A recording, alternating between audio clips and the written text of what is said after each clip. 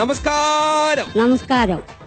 ഇവിടെ ഈ ഉടൻപടത്തിൽ മത്സരിക്കാൻ നിൽക്കുന്നു ചൂരൽമലക്കാർ മുഴുവൻ ഇപ്പൊ ചുറ്റിലുണ്ട്. അതിന്റെ ഒരു പേടിയുണ്ടോ നാണിയമ്മയ്ക്ക്? ഇല്ല ഇല്ല, അങ്ങനെയൊന്നുമില്ല. ഞാനത് വിചാരിച്ചിട്ടും കൂടിയില്ല. ഇതാ ചൂരൽമലയുടെ വേട്ടക്കാരി എത്തിച്ചേർന്നിരിക്കുന്നു. കൊണ്ട് കയ്യടി. നാണിയമ്മ, ഈ നാട്ടുകാര് തന്നെയാണോ? ആണ്. എത്ര കാലമായിട്ട് ചൂരൽമലയിലുണ്ട്? ചൂരൽമലയില് 70 വർഷമായി. 70 വർഷമായി. കല്യാണം കഴിക്കുന്നതിനേക്കാൾ മുമ്പ് ഇവിടെ തന്നെയായിരുന്നു. ജനിച്ചത് എവിടെയാണോ? പാലക്കാട്. എങ്ങനെ ഈ പാലക്കാട് നിന്ന് ചൂരൽമലയിലേക്ക് എത്തിയേ? അത് വിവരമില്ലാണ്ടൊക്കെ നാട് വിട്ടു വന്നു. അയ്യോ, വിവരമില്ലാണ്ട് നാട് വിട്ടോ? വിവരമില്ലാണ്ട് ആര് നാട് വിട്ടു? അച്ഛനും അമ്മയും. എന്തിന്?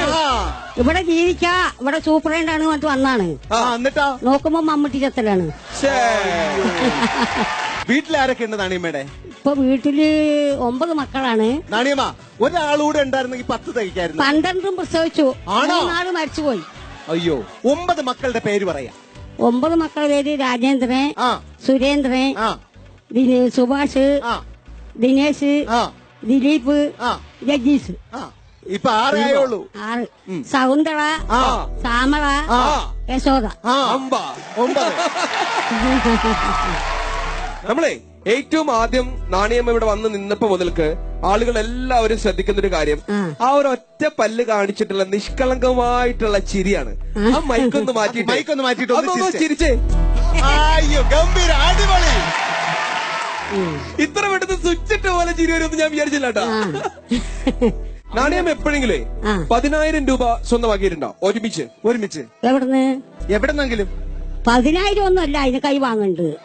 എത്ര വാങ്ങുന്നുണ്ട് ഇപ്പൊ? പെൻഷൻ എത്രയുണ്ട്? പെൻഷൻ 1000 അല്ലേ? പെൻഷൻ അത് ഒന്നായിട്ട് വാങ്ങാതെ 15 വാങ്ങും. ആഹാ, മിടിക്കുക ചിട്ടിക്ക് കൂട്ടണാരിയാ. 9 മക്കൾക്ക് നാണിയമ്മ അന്ധകാലത്ത് ഭയങ്കര പേടി സ്വപ്നമായിരുന്നോ? പേടി സ്വപ്നം ഒരിക്കൽ പറയണ്ട. കല്യാണം കഴിഞ്ഞ് 24 കൊല്ലാകുമ്പോ അച്ഛൻ മരിച്ചുപോയി. 24 വയസ്സിന്റെ ഇടയ്ക്കാണ് ഈ 11 മക്കള്. ഈ പിന്നെ ഈ 9 ആളിനെ വളർത്തണമെങ്കിൽ ഈ ഒരാൾ എന്ത് ചെയ്യും? എന്ത് ചെയ്തു? എസ്റ്റേറ്റിൽ പോകുള്ള കഞ്ഞിവെള്ളം കൊടുക്കും. നമ്മൾ അരയും മുറുക്കി ആരും തരാനും സഹായിക്കാനൊന്നും ഉണ്ടായിട്ടില്ല അന്നത്തെ കാലത്ത്. ഒറ്റയ്ക്കാണ് ഈ 9 മക്കളെ. പിന്നെ ഒരു മൂത്ത മകനും ഉണ്ടായി. ബാക്കി 7 ആളിനെ പഠിപ്പിച്ചു. ഒരു 10ാം ക്ലാസ് വരെ 8ാം ക്ലാസ് വരെ ഒക്കെ കൊടുത്തു. അതിനപ്പുറം പഠിപ്പിക്കാൻ വയ്യ. കഞ്ഞി 3 നേരം കൊടുക്കാനേ വയ്യ. ഒരു മൂട് കീറിയ ടൗസറും ഉണ്ടാവും, ഒരു നല്ല ടൗസറും ഉണ്ടാവും. ഒരു നല്ല ടൗസറും ഉണ്ടാവും. വീട്ടിൽ വരുന്ന സമയത്ത് മൂട് കീറിയ ടൗസർ, സ്കൂളിൽ പോകുന്ന സമയത്ത് നല്ല ടൗസർ. ഒരേ ജോഡി. മക്കളൊക്കെ വലുതായി കഴിഞ്ഞപ്പോ ഇങ്ങനെ പറയാറുണ്ടോ, നിന്നെയൊക്കെ ഞാൻ എന്തോരം കഷ്ടപ്പെട്ട വളർത്തിയെന്ന് നിനക്കൊന്നും അറിയാൻ പാടില്ല, എന്നിട്ട് നീയൊക്കെ ഇപ്പൊ വളർന്നപ്പോ? അതൊക്കെ പറയൂ. നമ്മൾ പിന്നെ ഇടയ്ക്കൊക്കെ നല്ല കൊടുക്കുന്ന ആളിനാ. പഴയ കാലത്തിലേക്കൊന്ന് ഓർമ്മ പോയോന്ന്? പോയി. ഭർത്താവ് എന്താ നാണിയമ്മയെ വിളിച്ചത്? അയാള് എപ്പോഴും ഡേ എന്ന് വിളിക്കുമ്പോ ഒരു സന്തോഷമായിരുന്നു. പേരൊന്നും വിളിക്കില്ല, ഡേ എന്നാണ് വിളിക്കുന്നത്. അത് തേയിലത്തോട്ടത്തിലൊക്കെ നിന്നിട്ട് ഡേ എന്ന് വിളിക്കുമ്പോഴത്തേക്ക് എന്റെ ഭർത്താവാണെന്ന് അറിയാം. ആ നീട്ടി വിളിയൊന്ന് വിളിച്ചേ.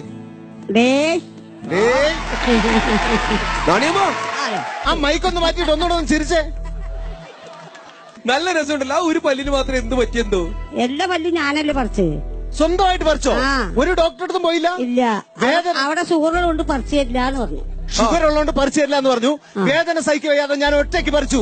അതാണ് നാണിയമ്മ. അപ്പൊ ഈ പല്ല് ഇളകിയിട്ടില്ല, അതുകൊണ്ട് പറിച്ചിട്ടില്ല. ഇളക്കം തട്ടാത്ത ഒരൊറ്റ പല്ലേ ഉള്ളൂ ഇനി. ആ പല്ലിന് നമ്മൾ അവിടെ കൊണ്ട് വെച്ചേക്കാം, വല്ലപ്പോഴും ഇറച്ചി കടിക്കാൻ. അത് ഇറച്ചിയൊന്നും ഒന്നും കൊണ്ട് കടിക്കാൻ പറ്റില്ല, 2 വേണം. ഇവിടെ 9 മക്കളെ ഒറ്റയ്ക്ക് നിന്ന് വളർത്തുന്ന സമയത്ത് ഏറ്റവും പ്രധാനപ്പെട്ട വെല്ലുവിളികൾ എന്തൊക്കെയായിരുന്നു? ഒറ്റയ്ക്ക് നിന്ന് വളർത്തുന്ന സമയത്ത് ചോറും കൂട്ടാനും ഒന്നും കൊടുക്കാനുണ്ടാവില്ല. അപ്പൊ ഉള്ളതൊക്കെ കൊടുത്തിട്ട് മുണ്ടാ കിടന്നുറങ്ങി വേണ്ടി ഓരോന്ന് കൊടുക്കുകയൊക്കെ ചെയ്യാടിയൊക്കെ. ഉള്ളത് കഴിച്ച് കിടക്കുക, നമ്മൾ മാത്രം കഞ്ഞിവെള്ളം കുടിച്ച് വയറ് നിറക്കുക. അങ്ങനെ എത്ര ദിവസം കിടന്നിട്ടുണ്ട്? കുറെ കാലം, 2-3 വർഷം കിടന്നിട്ടുണ്ട്. എപ്പോഴെങ്കിലും പേടിച്ചു പോയിട്ടുണ്ടോ? പേടിക്കാൻ എന്ത് കിടക്കണ്, നമ്മൾ പോയി ഇറക്കാനും കൂടി അറിയുന്ന ആൾക്കാരല്ലേ. എവിടെയും പോയിട്ട് കഞ്ഞിവെള്ളം എന്താ പറഞ്ഞ് വാങ്ങിക്കുടിക്കും. അങ്ങനെ വിശപ്പോ നല്ല മാറുമൊന്നുമില്ല, എന്നാലും കുറച്ചൊക്കെ ഒരു 2-3 കൊല്ലം ഇത്തിരി ബുദ്ധിമുട്ട്. പിന്നെ ഓരോരുത്തർ പണിക്ക് പോകാനായി കുട്ടികള് അങ്ങനെ മുന്നോട്ട് വന്നു. നൊന്തുപെറ്റ മക്കളെ ചങ്കുറപ്പ് കൊണ്ട് നേരിട്ട ചൂരൽമലയുടെ ഉരുക്ക് വനിത. എന്താ പേര്? ദിനേശ്. ഏത് നാട്ടുകാരനാ? ഞാൻ വയനാട്ടുകാരൻ. ഇവിടെ തന്നെ ചൂരൽമലക്കാരൻ തന്നെ. എന്ത് ചെയ്യുന്നു? കൺസ്ട്രക്ഷൻ വർക്കാണ്. എങ്ങനെയാണ് നാണിയമ്മ അറിയാ? അമ്മയാണ്. മോനാണോ? യെസ്. ഇതല്ലേ ആദ്യം പറയണ്ടേ? എന്താ എങ്ങനെ അറിയോ? പിന്നെ ചെറിയൊരു ബന്ധമുണ്ട്. അമ്മയാണ്. ഈ അമ്മയുടെ പ്രത്യേകത എന്താ? അമ്മ ആ സംഭവ ആണോ? നാണിയമ്മ ദിനേശിനെ എന്തിനാണ് ഏറ്റവും കൂടുതൽ തല്ലിയത്? അവൻ ഭക്ഷണത്തിന് സാഠ്യം പിടിക്കും. ഭക്ഷണം കഴിക്കാനായിട്ട്. കഴിക്കാനായിട്ടോ? ആ സാഠ്യം പിടിക്കും. അവിടെ നിൽക്ക് ആകട്ടെ എന്നൊക്കെ പറഞ്ഞിട്ട് രണ്ട് കൊടുക്കും. ആ തീറ്റ പണ്ടാരായിരുന്നു ചെറുപ്പത്തില്. ചൂടോടുകൂടി തിളച്ച കഞ്ഞിയൊക്കെ എടുത്ത് വെക്കുമ്പോഴത്തേക്ക് എനിക്ക് ഭക്ഷണം വേണോന്ന് പറഞ്ഞിട്ട് അതിൽ ചാടി പിടിക്കും. എന്തോ പറയാനുണ്ട്. ക്ലാസ് പോകാനൊന്നും മടിയില്ല. ക്ലാസ് പോകാനൊന്നും മടിയുണ്ടായിട്ടില്ല. ക്ലാസ്സിൽ പോകാനൊന്നും മടിയില്ല. പക്ഷെ ഭക്ഷണം വേഗം ആകണം. അത്രേ ഉണ്ടായില്ലേ. നിന്റെ വയറ്റിലൊന്ന് കൃമിയാണോ എന്നൊക്കെ ചോദിക്കണ്ടോ? നാണിയമ്മ പാട്ട് പാടോ? പാട്ട് ഫുള്ളായിട്ടൊന്നും കിട്ടൂല. അല്ലെ ഫുള്ളായിട്ട് വേണ്ട, ഒരു 2 വരിയൊക്കെ പാടാൻ പറ്റുമോ? പഴയ പാട്ട്, പണ്ട് സ്കൂളിൽ പഠിച്ചിട്ടുള്ള പാട്ട്. ഈ സ്കൂളിൽ പോയിട്ടേ ഇല്ല. അയ്യോ, സ്കൂളിൽ പോയിട്ടില്ല. ഇതൊക്കെ പാടാറിയാം. ജണ്ടാവും ജാതകേശമാർ അതൊക്കെ മതി. നാണിയമ്മയ്ക്ക് അറിയാവുന്ന പാട്ട് പാടിയാ മതി, ഞങ്ങൾ അതേ കേൾക്കുള്ളൂ. പാട്. ജണ്ടാവും ജാതകേകമാര സ്വതിരംഗ പ്യാര കോൺഗ്രസാനെ വാല മാതൃഭൂമി ഗദന മനസാര രണ്ടാവും ജാതകേകമാര.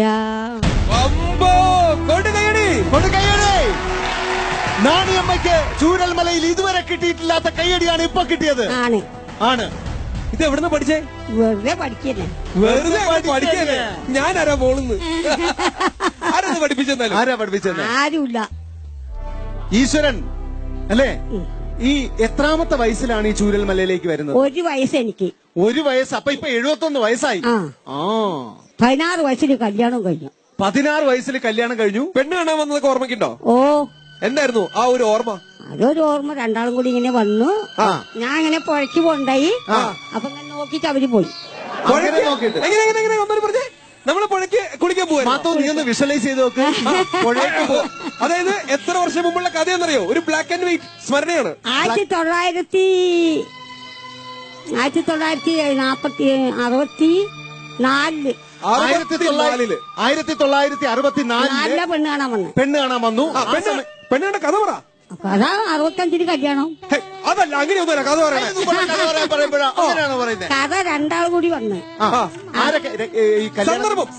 കല്യാണ ചെക്കനും അതിന്റെ കൂട്ടുകാരും ഒരു കൂട്ടുകാരനും അവര് കൂട്ടുകാരും ആകെ 2 ആള്. അത് വന്നിട്ട് ഞാൻ അരക്കാൻ പോകുണ്ടായി. അപ്പൊ അവര് അവിടെ നിന്ന് നോക്കി പോയി പെണ്ണ് കണ്ടു. പിന്നെ അവരെ തണ്ടിന്റെ അടനെയാ വിടുക, തണ്ടനെയൊക്കെയാ വിടാന്ന്. അന്ന് പ്രേമ കല്യാണമൊന്നുമില്ല. ഇല്ല. ആരെ കെട്ടിക്കൊടുത്താലും പൊയ്ക്കോണം. ഞാനൊരു കാര്യം ചോദിച്ചോട്ടെ, നാണിയമ്മ ശരിക്ക് കണ്ടായിരുന്നോ ഈ കല്യാണം കഴിക്കാൻ പോകുന്ന? അല്ല, അതിന്റെ മുന്നിൽ കണ്ടിട്ടേ ഇല്ല. അല്ലല്ല, ഈ നോക്കാനായിട്ട് പെണ്ണ് കാണാൻ വരുന്ന സമയത്ത് ശരിക്ക് കണ്ടോ? ഒരു ലേശം ഒരു മിന്നാട്ടം പോലെ കണ്ടു. ഒരു മിന്നാട്ടം പോലെ കണ്ടു. ഇഷ്ടപ്പെട്ടോ അപ്പൊ തന്നെ? ഇല്ല. ഇഷ്ടപ്പെട്ടില്ലേ?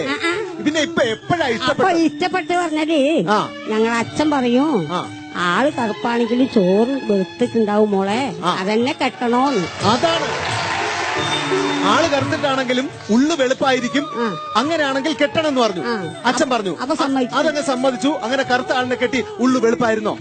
23-4 കൊല്ലം ഞങ്ങൾ താമസിച്ചപ്പോ നല്ല പവന്റെ വെളുപ്പാണ്.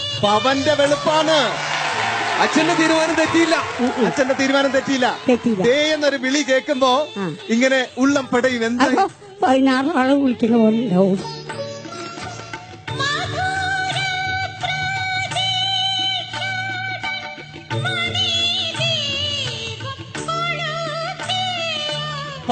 ആള് വിളിക്കുന്ന പോലെ ഈ അഷ്ടദിക്കുകളും മുഴങ്ങും.